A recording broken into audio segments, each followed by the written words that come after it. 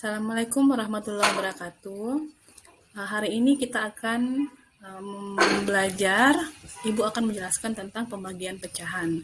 Pertemuan yang lalu kan kita sudah membahas tentang operasi perkalian pecahan. Nah, untuk hari ini pembagian pecahan ini Ibu akan memberikan beberapa soal dan cara menyelesaikan operasi pembagian pecahan. Nah, pembagian pada pecahan itu seperti ini. Gimana ya cara ngajarnya? Nah, kalau pembagian kan saya kira ibu anak-anakku semua sudah paham. Yang namanya membagi itu, misalnya seperti ini, 8 bagi 2. Saya kira anak-anak sudah mengerti bahwa 8 bagi 2 itu artinya kita harus membagi habis 8 itu sebanyak 2-2. Jadi kalau misalnya ada 8 permen, kita ingin membagi ke 2 orang anak, tentu 8 permen itu harus habis ya, harus jadi 0 permen. Makanya jika 8 permen dibagi ke 2 orang anak, tentu kalau kita hitung secara nyata, ada mungkin permen di depannya, pasti anak-anak tahu, oh masing-masing dapat 4, seperti itu. Tapi kalau kita menggunakan garis bilangan seperti ini anak-anak, ya, ini caranya. Kalau kita gunakan garis bilangan, kita bikin garis dari 0 sampai 8. Terus bisa kan anakku sekalian lihat, 8 itu berapa kali lompat ke 0? Sebanyak 22 kali. Artinya 8 itu berapa kali lompat sebanyak 22 kali sehingga sampai di 0. Dan akan didapat bahwa dia akan lompat sebanyak 4 kali. Nah, begitu juga dengan perhatikan soal berikutnya yang di bawah ini. Kalau pembagian pembagian bilangan bulat dengan bilangan bulat, saya kira anak-anakku juga sudah paham karena di SD juga sudah dijelaskan. Tapi kalau memang belum, boleh ditanyakan ulang.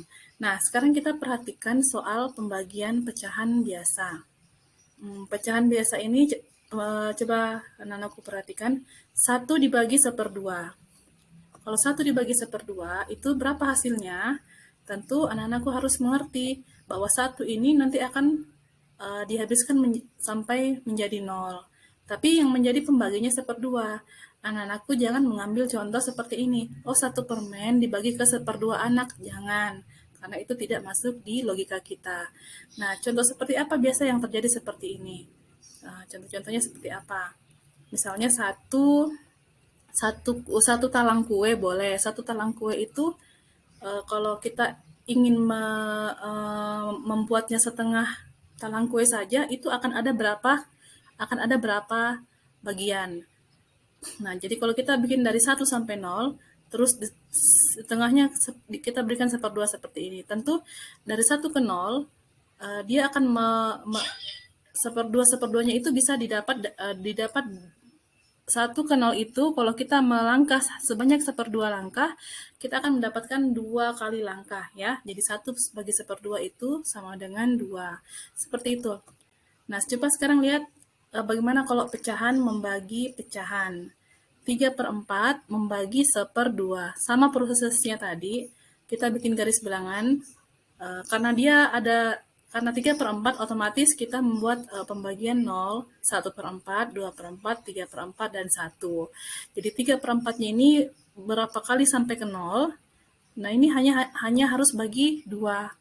Nah, setelah itu berarti ini jawabannya Ibu tadi tidak sempat memberikan ya. Tapi di sini kalau kalian perhatikan, karena 3/4 dibagi 1/2, berarti dari 3/4 itu menuju ke 1/2 itu, melompat setengahnya itu dia akan sampai di 1/4. Nah, sisanya itu, maaf saya ulang, 3/4 menuju 1/4 itu 1 langkah. Karena kan bagi 1/2.